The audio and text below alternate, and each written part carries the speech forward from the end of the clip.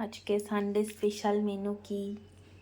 Sunday special menu হচ্ছে এই যে পাতলা মাংসের ঝোল, আচ্ছা আর হচ্ছে স্যালাড।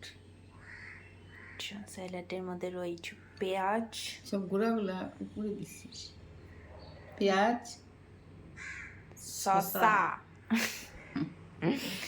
শসা আবার লোকে কবে না শসা শসা। আমরা এই যদি এইভাবে বললে মানুষের সমস্যা হয়, কি করা যাবে? স্যালাড দিলাম, এই পড়ে গেল পেঁয়াজ। শসা দিলাম, কই পেঁয়াজ করবি? শসা পেঁয়াজ, সাথে কি রয়েছে? সাথে রয়েছে এই যে আলু পোস্ত। আচ্ছা,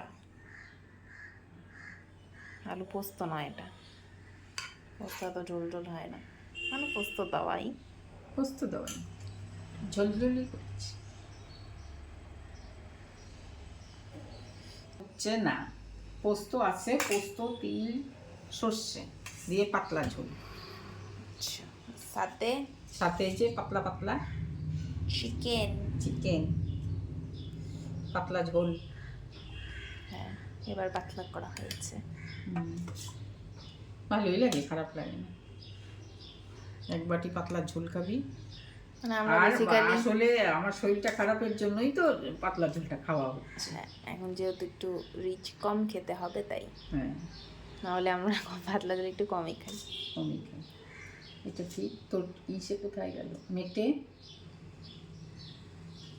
মেটের বদলে তেজপাতা উঠে।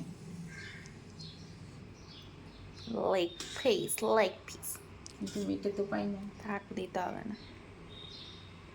এই হচ্ছে আলু দিয়ে চিকেন। বড় বড় করে আলু দিয়েছি, আর হচ্ছে পাতলা করে ঝোল করেছি। এই ঝোল আগে নিন্দা করতাম, এখন এই ঝোলই ভালো।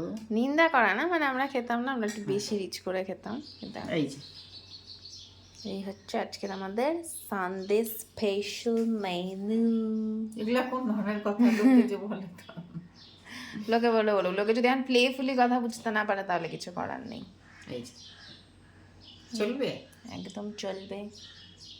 এই হচ্ছে আজকের আমাদের দুপুরে মেনু। রাত্রে হবে রুটি, মিষ্টি।